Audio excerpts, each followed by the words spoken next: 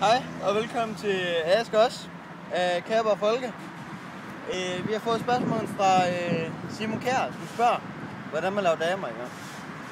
Og vi har faktisk svaret lige her om på den anden side af kameraet, fordi det er Folke, der sidder her. Og jeg skifter lige om til ham, okay? Så kommer han her. Ja, her. Simon, ved, jeg er den ultimative dame, der lægger alle damerne ned, ikke? Så derfor har du brug for nogle råd fra mig. Og jeg ved altid, at du mangler de råd, så nu giver jeg dem sgu. Fordi at, der skulle ske meget siden efterskolen, kan jeg sige dig. Yes, først så kræver det en lille smule seriøsitet. Ja.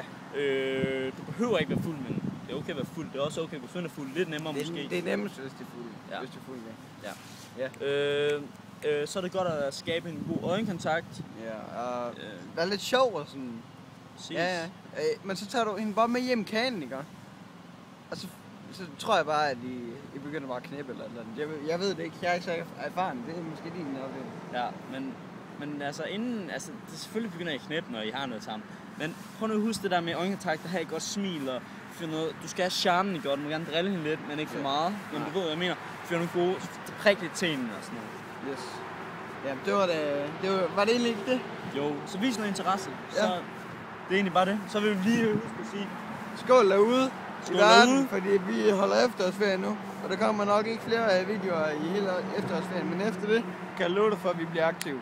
Og vi bliver aktive, så sørg for at stille en masse spørgsmål i efterårsferien, fordi så har vi en masse mulighed for at svare på det bagefter, og det skal nok blive sjovt. Ja, for helvede. Så stil nogle spørgsmål ligesom Simon, fordi Simons spørgsmål det er faktisk rigtig godt. Ja, okay.